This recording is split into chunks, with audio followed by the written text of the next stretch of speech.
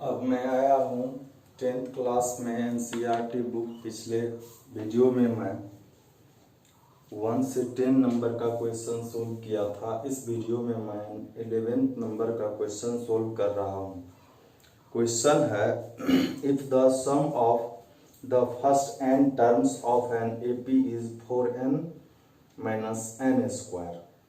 The sum of the first n terms of an AP is 4n minus n square. मतलब Sn का value हमको दिया है कितना, 4n minus n square। ठीक है, और कहता है what is the first term. First term क्या है, और फिर कह रहा है कि फर्स्ट टर्म क्या है और what is the sum of the first two term means S2 क्या है, what is the second term, similarly find the third term and 10th term and the nth term. तो यह जब S1 है Sn है तो इसमें n के जगह पर हम बारी बारी से 1 2 और 3 रख करके हम S1 जब हम निकालेंगे तो क्या होगा, n के जगह पर 1 होगा। तो यह हो गया 1 का स्क्वायर 1 इंटू 4 4। फर्स्ट टर्म कहता था, तो फर्स्ट टर्म जो है, फर्स्ट टर्म का मतलब क्या हो गया A1 और S1 का क्या मतलब हो गया, एक टर्म का एड। तो एक टर्म का एड एक टर्म इक्वल ही है, तो इसका मतलब यही क्या हो गया, A1 हो गया, फर्स्ट टर्म हो गया। अब कहता है सेकेंड टर्म भी निकालने के लिए, उस पहले है what is the sum of first two term. तो फर्स्ट टू टर्म है तो S2 होगा, इसके जगह पर n के जगह पर 2 होगा। तो फिर क्या हो जाएगा, यह 8 और ये 2 का स्क्वायर 4, तो क्या हो गया 4, S2 हो गया 4। फिर कहता है what is the second term. अब हमारे पास S2 का वैल्यू है 4। S2 का मतलब क्या हो गया कि A1 और A2 पहले और दूसरे टर्म का सम ही S2 कहलाएगा। अब A1 का वैल्यू हमारे पास 3 है,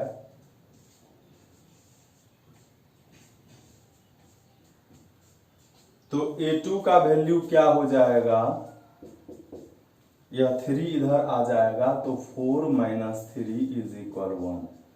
तो एक आंसर ये हो गया, दूसरा आंसर ये हुआ, तीसरा आंसर ये हुआ। फिर क्या कहता है what is the second term. Second term यही हो गया। Similarly find the third term.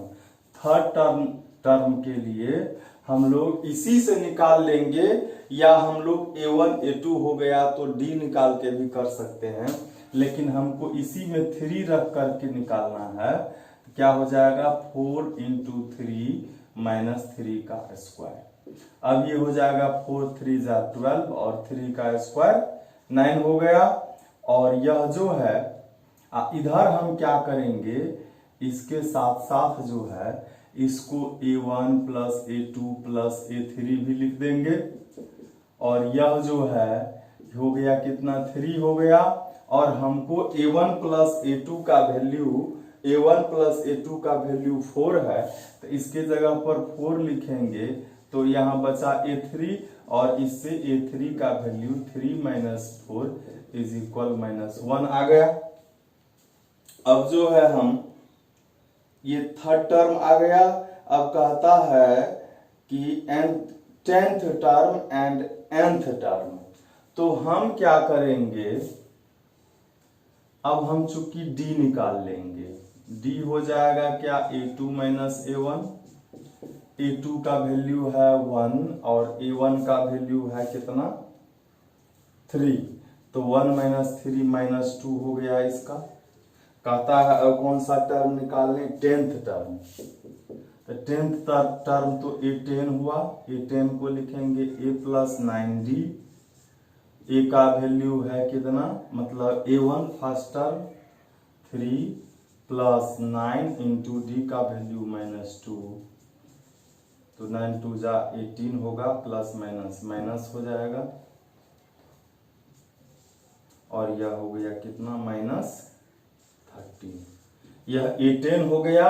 और इसी तरह AN भी कहता है फाइंड करने के लिए, तो क्या होगा A plus n minus 1 into d, a का वैल्यू 3 है मतलब फर्स्ट टर्म 3, n तो n ही रहेगा, और d का वैल्यू क्या है -2 यहाँ रखेंगे, तो ये हो जाएगा 3, इसको मल्टीप्लाई होगा plus minus minus 2 into n 2n minus minus plus 1 into 2 और ये 3 और 2 5 प्लस दोनों है 5 हो जाएगा -2, यही हो जाएगा हमारा आंसर। आप इसको चेक कर सकते हैं 5.3 का 11 नंबर में S13 है, S24 है, S24 आया है, और A2 है 1, S3 है 3, A3 है -1, हम लोगों को भी आया है A3 -1, और उसके बाद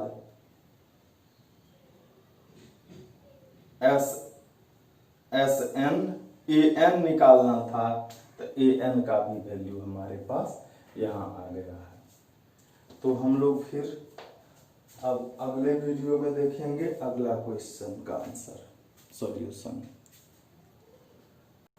अब हम लोग फिर 10th क्लास में ही एक्सरसाइज 5.3 एनसीईआरटी बुक से 12 नंबर के क्वेश्चन को सोल्व कर रहे हैं। क्वेश्चन है find the sum of the first 40 positive integers divisible by 6। Find the sum of first 40 positive integers divisible by 6। तो 6 से जो डिविजिबल है वह क्या क्या हो जाएगा, तो पहला 6 12 18, ठीक है, ए का वैल्यू 6 है, डी का value A2 minus A1, A2 का वैल्यू 12 है, -6 इज इक्वल 6 हो गया। और हमको क्या निकालना है, n का वैल्यू दिया हुआ ही है 40 दिया हुआ है, क्या निकालना है, उस सभी 40 टर्म का सम निकालना है। तो हमारे पास Sn is equal n/2 into 2a plus n-1 into D होगा। अब हम n के जगह पर 40 रखेंगे, तो 40/2 2a का वैल्यू 6 प्लस 40-1 इंटू डी का वैल्यू कितना, डी का वैल्यू 6 है, ये डिवाइड हो जाएगा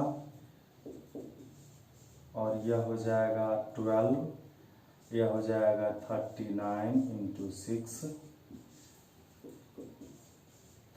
यह हो जाएगा 12 और इसको मल्टीप्लाई कर लेंगे,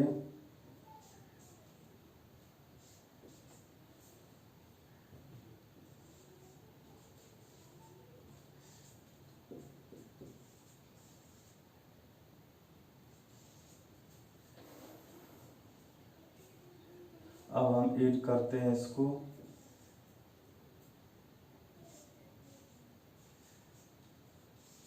अब इसको 20 से मल्टीप्लाई कर लेंगे,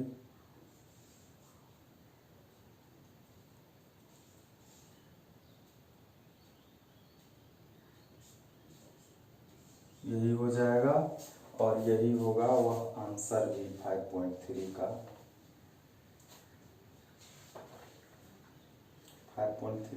12 नंबर 4920, यही आंसर होगा। अब हम अगले क्वेश्चन की ओर चलते हैं। क्वेश्चन नंबर है 13।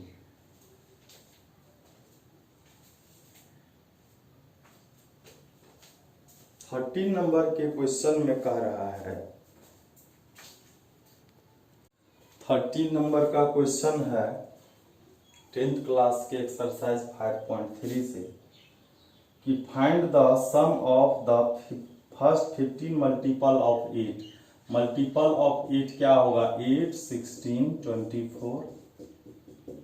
ए का वैल्यू 8 हो गया, डी का value A2 minus A1, A2 का वैल्यू 16 है और यह 8, तो 8 हो गया।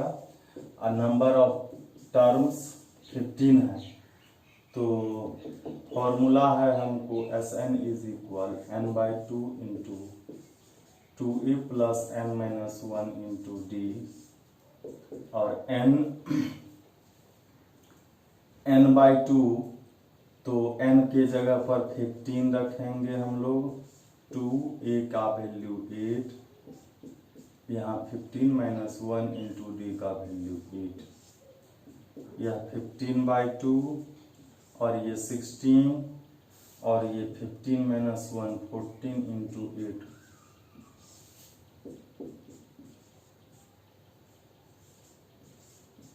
इसको मल्टीप्लाई होगा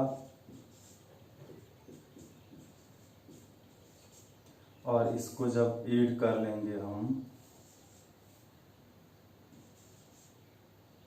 128 को 2 से डिवाइड करेंगे और फिर इसको 15 से मल्टीप्लाई कर लेंगे। किसको? 64 को मल्टीप्लाई कर लेंगे। तो कर लेते हैं हम लोग मल्टीप्लाई। 15 इंटू 64,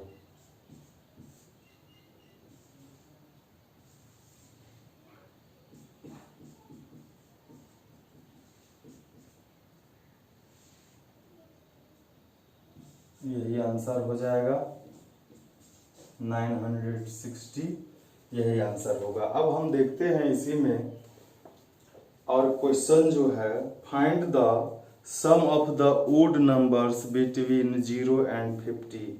एक ही जैसा क्वेश्चन है।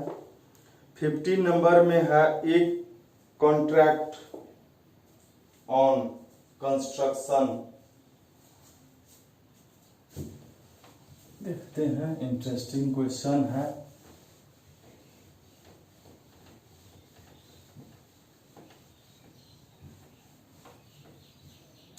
क्वेश्चन है a contract on construction job satisfies a penalty for delay of completion beyond a certain date as follow.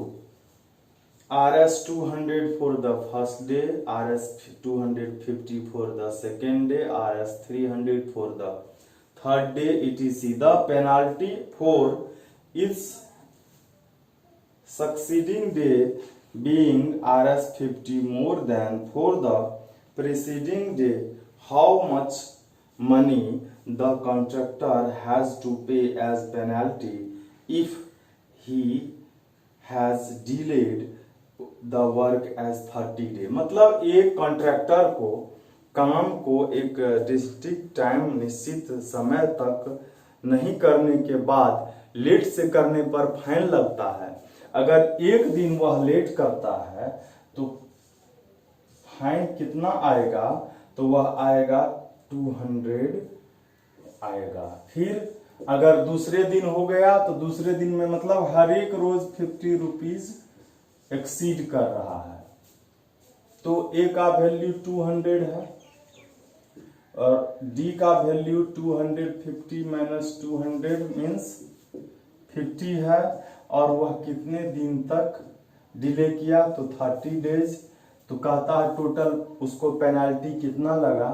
तो Sn हम निकालेंगे n/2 into 2a plus n minus 1 into D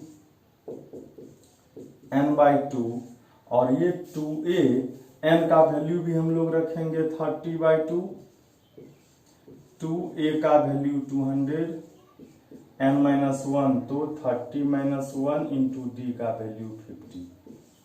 ये 15 बार में divide हो जाएगा। यह हो गया 400 और यह हो गया 29 इंटू 50,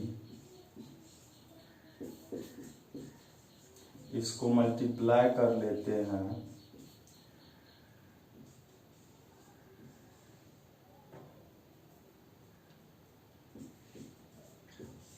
अब इसको ऐड करते हैं।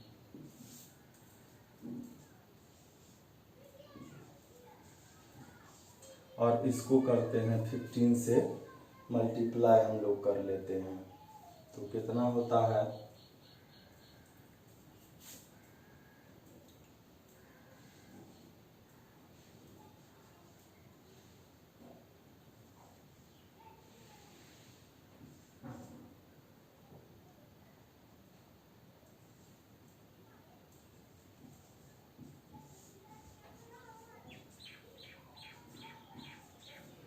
27750।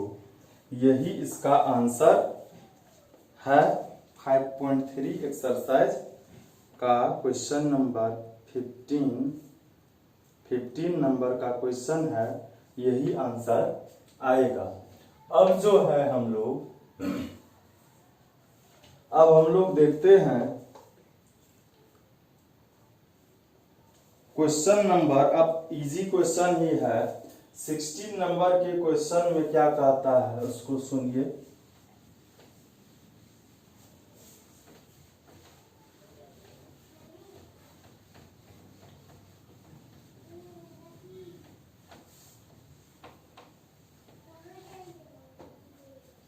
तो a sum of Rs 700 is to be used to given 7 cash prizes.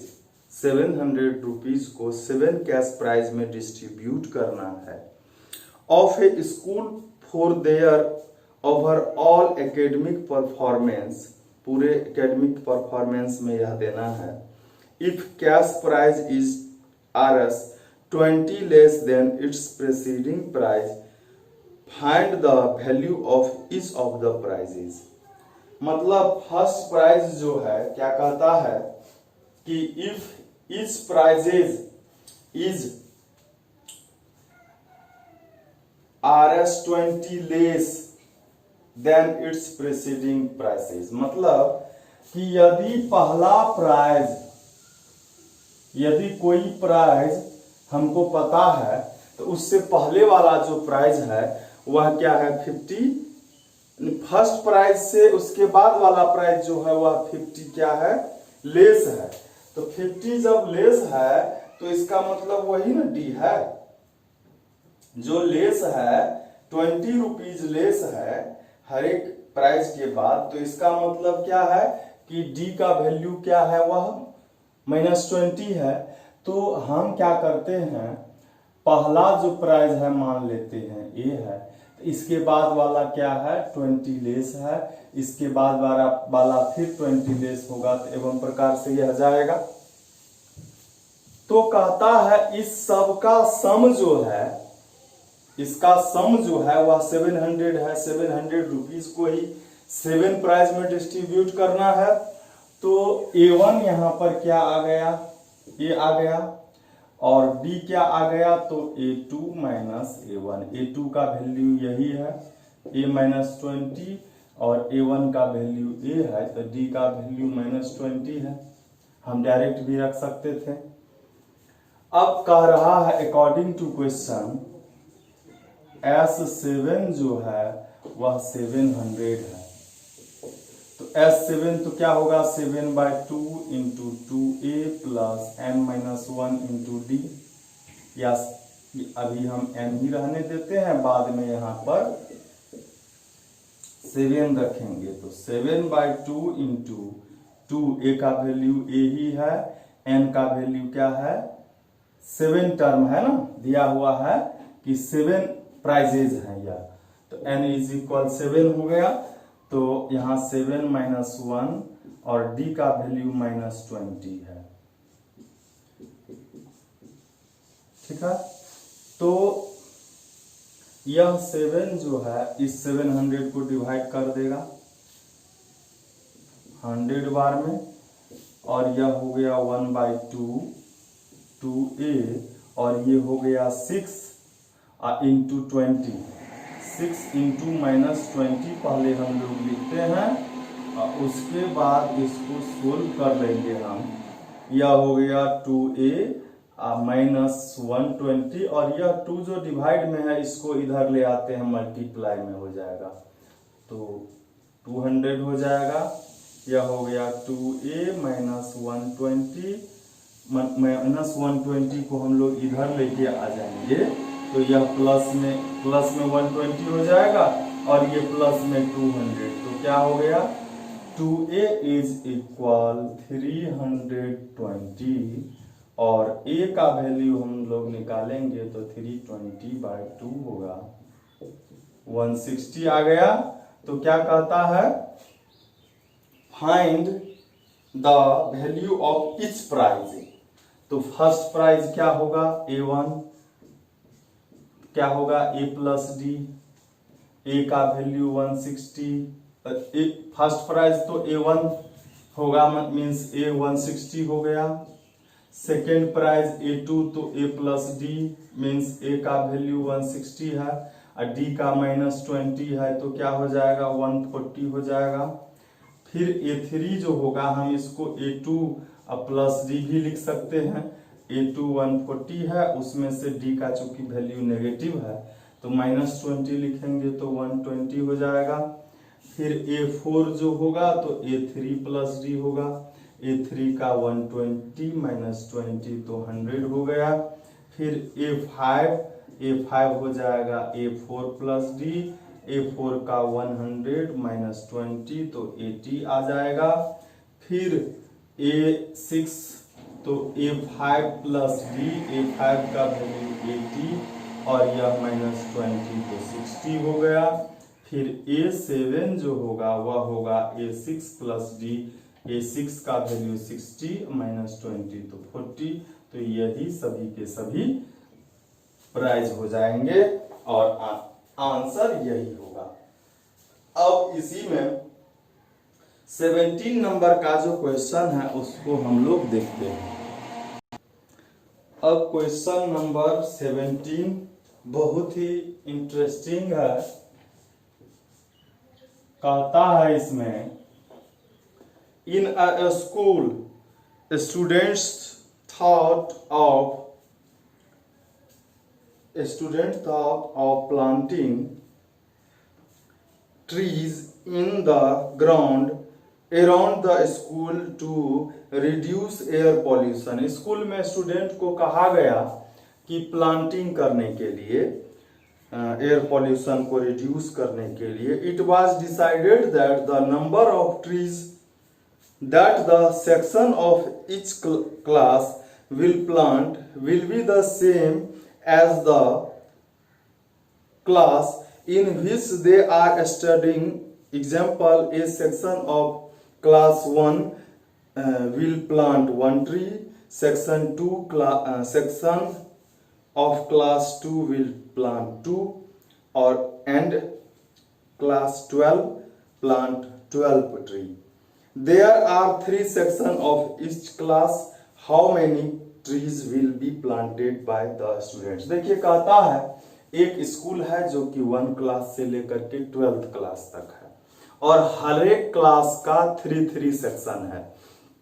हर एक सेक्शन को कहा गया कि मतलब एक क्लास, एक सेक्शन जिस क्लास में पढ़ता है उतने पेड़ लगाए।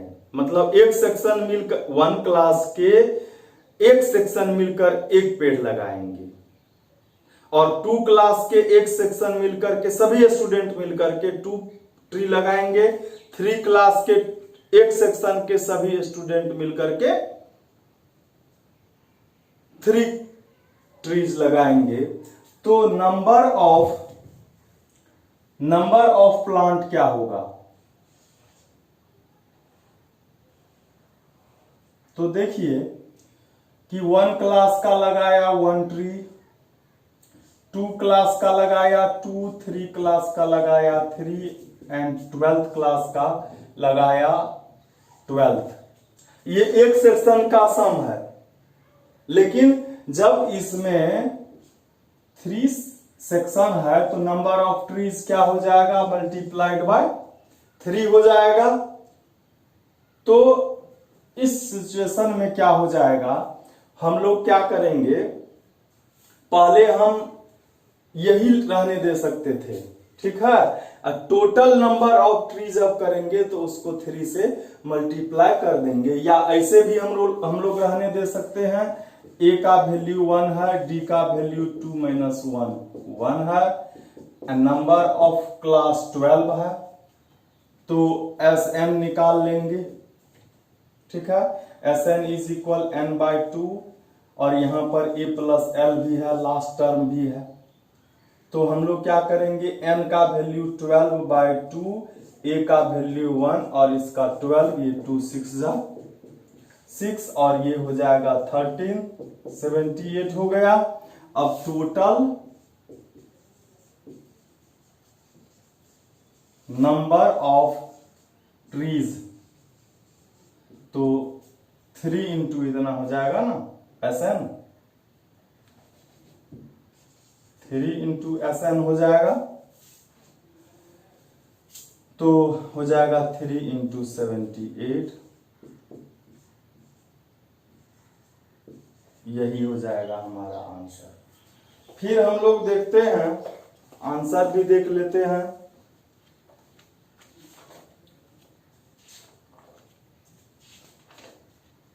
टू 34, यही आंसर है 17 नंबर में। 18 नंबर में है a spiral is made of successive semicircle with centres alternately.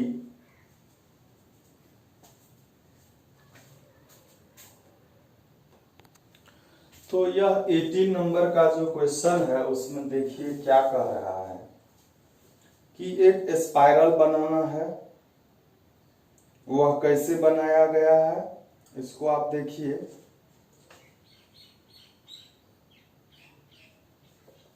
यह एक रड है, मान लीजिए ये है, इसके ऊपर में एक वायर हमको लपेटना है।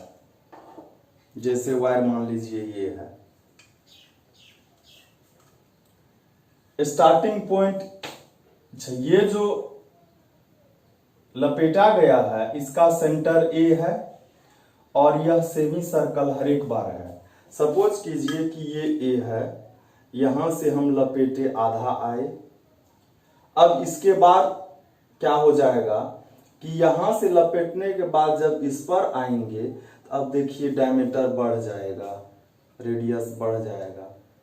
इस पर जब आए तो ये जब ऊपर से चढ़ा तो क्या हो गया, रेडियस बढ़ गया।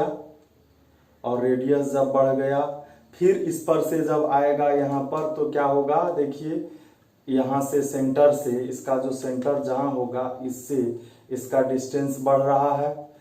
इसी तरह से इस पर भी जब लपेटते जाएंगे तो क्या हो जाएगा कि डिस्टेंस बढ़ जाएगा, मीन्स रेडियस बढ़ जाएगा।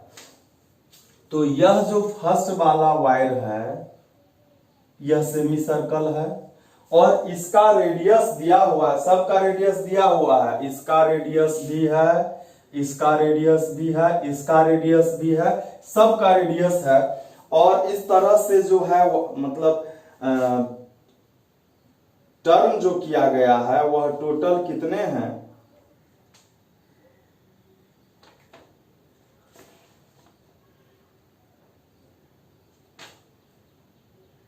13 है, ठीक है। n का वैल्यू 13 है हमारे पास। और यह पहला जो रेडियस है इसका, ये रेडियस यहां से इसका जो डिस्टेंस है वह r1 है।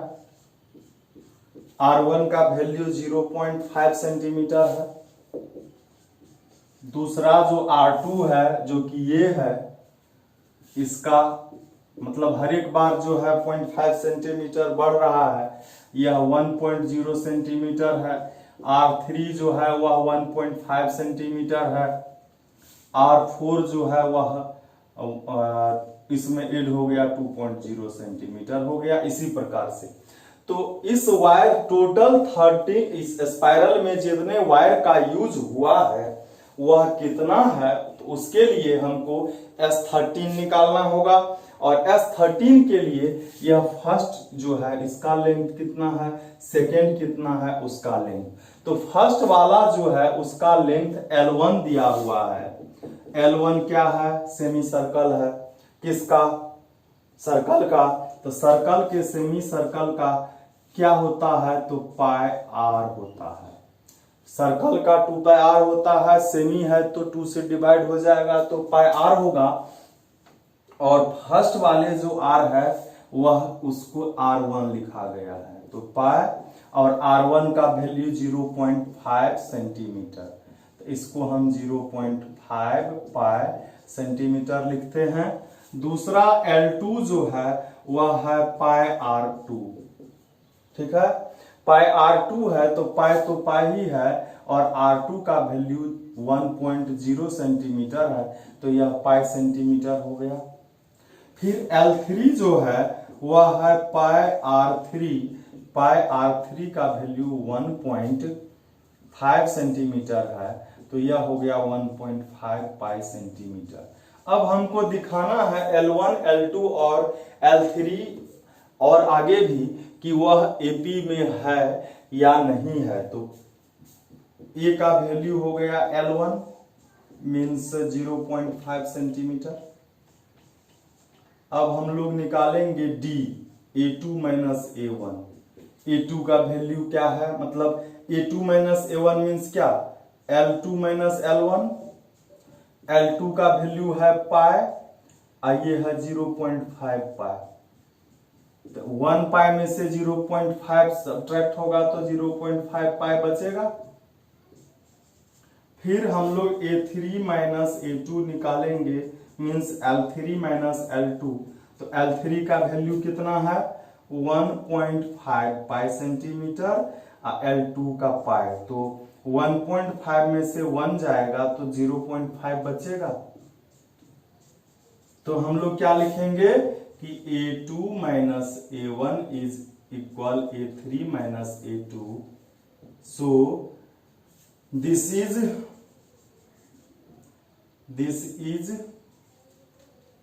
In an AP, in an, यह जो है AP में है।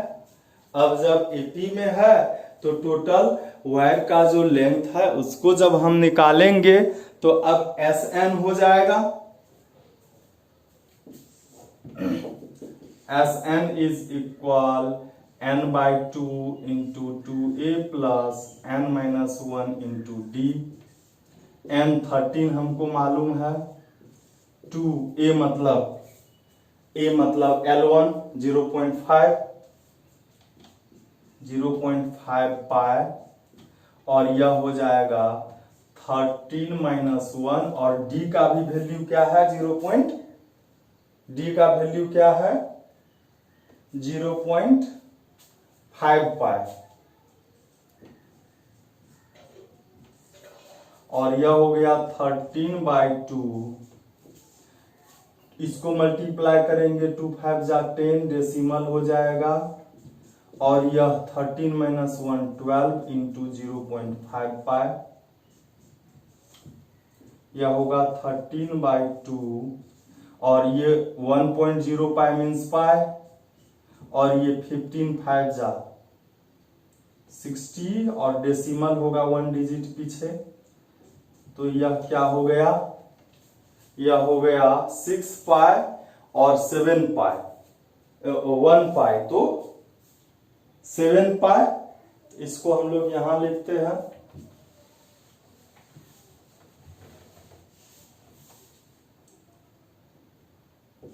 थर्टीन बाय 2 और ये हो गया क्या 7 पाई। अब क्या करेंगे, पाई का वैल्यू रखेंगे हम लोग 22/7 और ये सेंटीमीटर में था, ये डिवाइड हुआ, इसको मल्टीप्लाई कर लेंगे हम लोग 143 और यह सेंटीमीटर में। इतना ही लंबा यह स्पाइरल में जो भी चीज लगा था, वायर था, उसका लेंथ हो गया। तो आंसर भी हमारा 5.3 का 18 नंबर का क्वेश्चन है, 143 सेंटीमीटर आंसर है। तो हम चलते हैं अब अगले, इसमें अब 2 ही क्वेश्चन बचे हैं, इसको देखते हैं। अब 19 नंबर का क्वेश्चन है,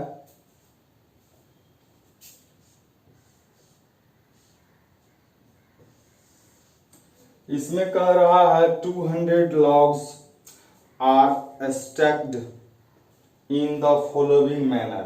देख रहे हैं आप, लकड़ी का जो टुकड़ा है, जैसे कि आप देखेंगे एग्जाम्पल में ऐसा दिया हुआ है, ये लकड़ी का लॉग ऐसा होता है, इस पर ऐसे रखा, ऐसे रखा, फिर ऐसे रखा हुआ है ना, इसी फॉर्म में है। तो हम लोग देखते हैं,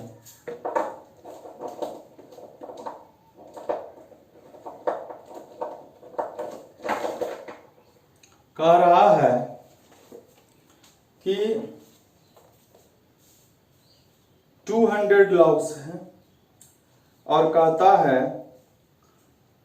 20 लॉग्स इन द बॉटम, नीचे में 20 लॉग्स हैं, 19 इन द नेक्स्ट रो, ऊपर में 19, उसके ऊपर में, मतलब हर एक रो में एक एक का कमी हो जाता है। आप देखेंगे वैसा उसी तरह से रखा भी जा सकता है। जैसे ये देखिए, ये 3 अगर हमने लेते हैं तो ऊपर वाले रो में कितना आएगा, 2 आएगा और उसके ऊपर में 1 ही आएगा। देख रहे हैं, ऐसे ही रखा गया है। तो कह रहा है कि हर एक बार जो है 1 का लेस हो जाता है। तो कहता है in how many rows are the 200 logs placed and how many logs are in the top row. मतलब कितने रो में 200 को, जैसे हमारे पास अभी 6 मार्कर्स अभी बाहर में है, तो उसको हमने क्या किया, 3 रो में रखा। तो उसी तरह यह कहता है कितने रो में सभी 200 लॉग्स रखे जाएंगे और सबसे टॉप में, ऊपर में कितने लॉग्स होंगे। तो आइए हम लोग देखते हैं। सबसे फर्स्ट में 20 थे,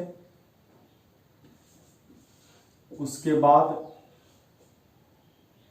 19, 80, ठीक है। तो ए का क्या वैल्यू हो गया, 20, और डी का वैल्यू हो गया 19 माइनस 20 इज इक्वल -1। और क्या कहता है कि सभी को मिला जितना भी है, टोटल का सम जो है, टोटल का सम जो है अकॉर्डिंग टू क्वेश्चन, SN जो है वह 200 लॉग्स थे। तो यहां लिखेंगे n/2 into 2a plus n-1 into D. अब हमको कहता है कि कितने रो होंगे, तो नंबर ऑफ रो के लिए n का वैल्यू निकालना पड़ेगा। n का वैल्यू नहीं है, 2a का वैल्यू 20, n का वैल्यू नहीं है, d का वैल्यू -1 है। n/2 ये हो गया 40, ये हो गया -n प्लस 1, n ये हो गया 40 प्लस 1, 41 माइनस n, और यह जो 2 है हम इसको इधर ले आए तो 400 हो जाएगा। 41n minus n square is equal 400। हम लोग अब इससे क्वाड्रेटिक इक्वेशन आ रहा है, इस सभी को इधर ले आते हैं। इधर ले आएंगे तो क्या होगा, n स्क्वायर इधर आएगा प्लस में, ये 41n इधर आएगा माइनस में हो जाएगा, और यह 400 इधर ही है तो क्या हो जाएगा, यह प्लस में रहेगा ही, और इसके इधर सारा 0 हो गया, मीन्स इधर 0 हो गया। इसको हम क्या करेंगे, फैक्टराइज करेंगे। 400 का ऐसा फैक्टर जिसको ऐड करने पर 41 आ जाता है। तो देखते हैं हम लोग कौन कौन है।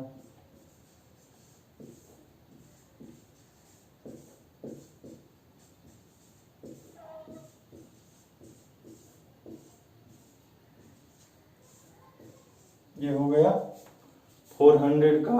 अब पेयर बनाना है हमको, तो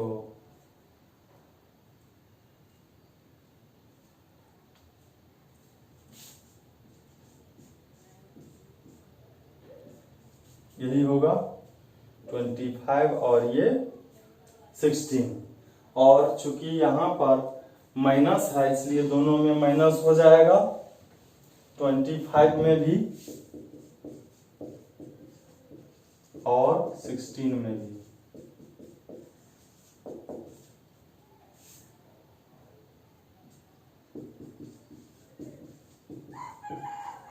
ये 16 कॉमन होगा,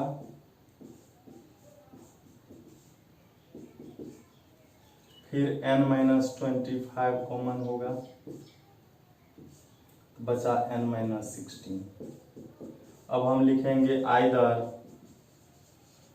n-25 इज इक्वल 0, तो n इज इक्वल 25 और n-16 इज इक्वल 0। अब यहाँ पर n का 2 वैल्यू आ गया, इसमें कोई एक जो होगा वह इम्पॉसिबल होगा, तो हम कैसे फाइंड करेंगे। अब चूंकि देखिए कि यहाँ पर हर एक रो में नंबर ऑफ लॉग्स कम हो रहे हैं, तो यह जो 25 है, तो हम लोग जब S25 निकालेंगे, चूंकि हमको पता है कि Sn जो होगा 200 होगा, तो ऐड कर लेते हैं कि इसमें 200 आएगा, वही आंसर होगा।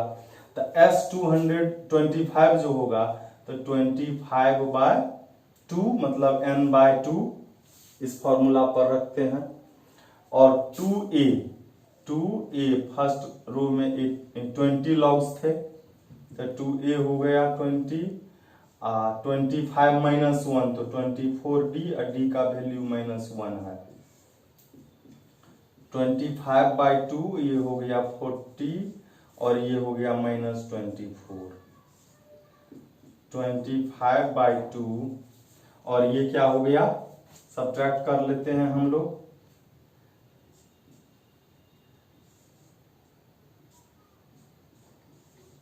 825 से 200 हो गया, तो इसका मतलब क्या होगा, n का वैल्यू 25 ही होगा। इसको भी हम लोग कर लेते हैं S16, तो क्या होगा 16/2 इंटू 2a मतलब 20 प्लस n-1, तो 20 - 1 19 -1, तो 16/2 तो 8 हो गया, ये 40 और -19 क्या हो जाएगा,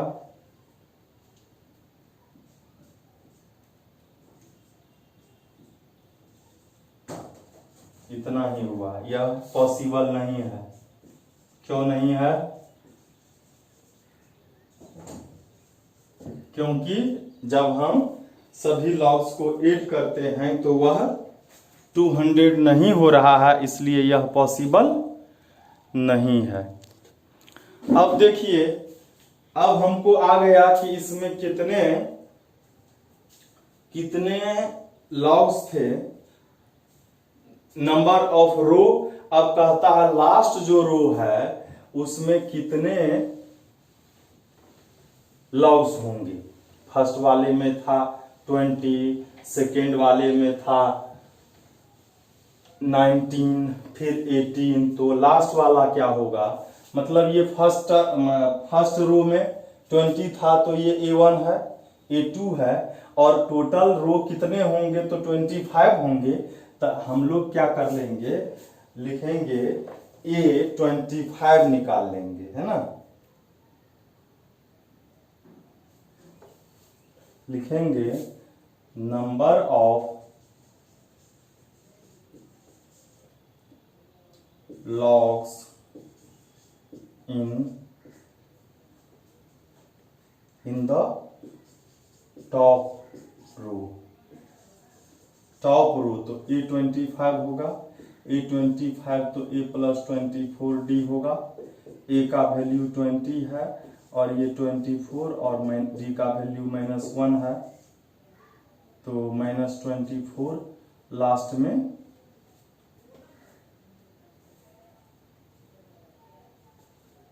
-4 होगा।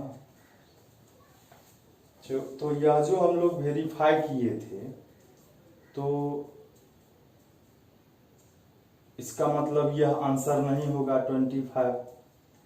25 जो है वह आंसर नहीं होगा। यहाँ हम लोग जो है यहाँ पर हम लोग n का वैल्यू 16 दिए थे, n-1 यहाँ 15 होता, यहाँ 15 होता। अच्छा, ऐसे वेरीफाई नहीं हो पाएगा।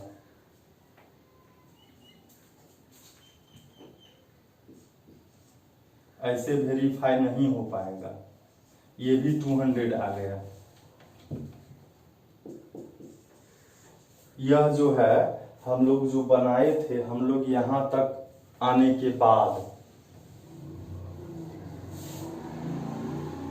वेरीफाई जो करेंगे तो ऐसे नहीं करेंगे। कैसे करेंगे? हम लोग ऐसे करेंगे, यहां पर निकालेंगे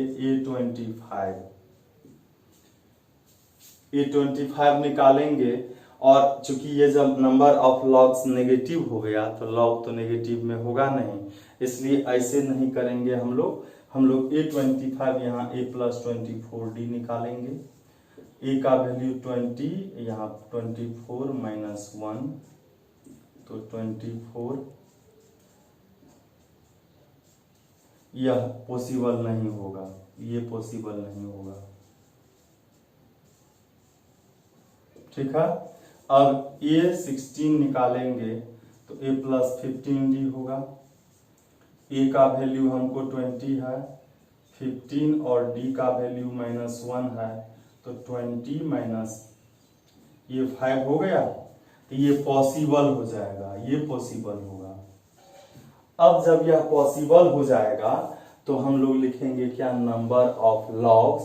तो नंबर ऑफ लॉग्स इन टॉप में, तो n का वैल्यू तो हमारे पास ये 16 है, तो यहाँ 16 लिखेंगे, और इसका जो वैल्यू आया हुआ है हमारे पास पहले, यही एक आंसर होगा। पहला आंसर ये होगा, n = 16, और टॉप रो में कितना लॉग्स होगा, तो ये आंसर होगा।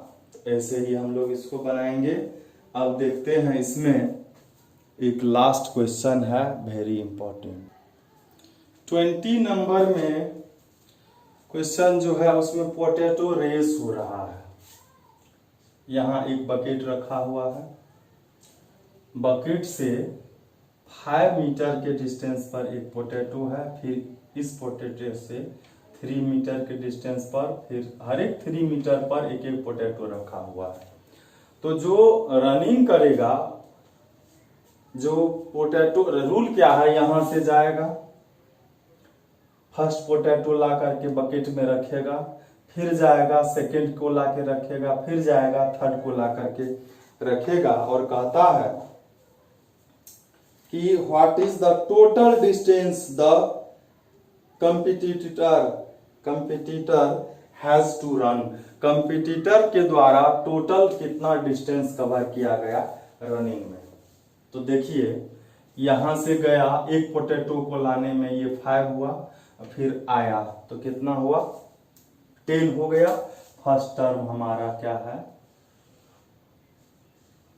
10 है। सेकेंड टर्म देखिए, यहां से मतलब हर एक बार यहां आना है, फिर जाना है, 5 3 8 +8 16 हो गया, फिर 5 3 8 3 11 11 फिर 11 22, ऐसा ही चलेगा। और पोटैटो कितने रखे हुए हैं यह भी दिया हुआ है।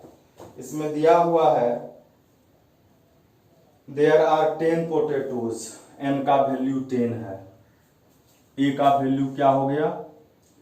10, d का वैल्यू क्या हो गया? 16 - 10, और n का वैल्यू भी दिया हुआ है 10।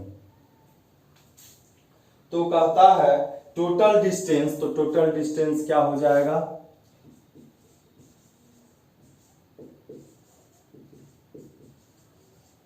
टोटल डिस्टेंस क्या होगा, तो एस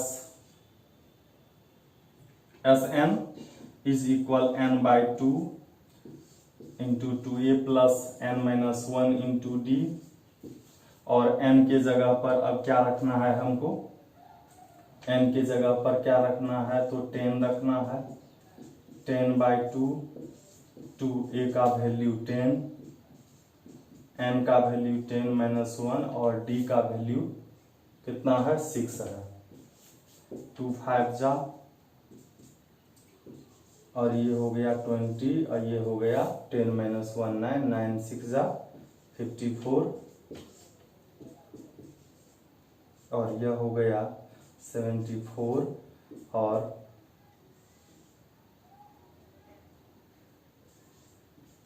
इतना, शायद यह मीटर में था तो 370 मीटर उसको रन करना होगा पूरे गेम में। इस तरह से हमारा यह चैप्टर क्लियर हो गया। अब अगला जो चैप्टर है वह है 5.4, तो मैं उसको लेकर अगले वीडियो में आऊंगा, तो आप देखते रहेंगे हर एक वीडियो को। Thank you.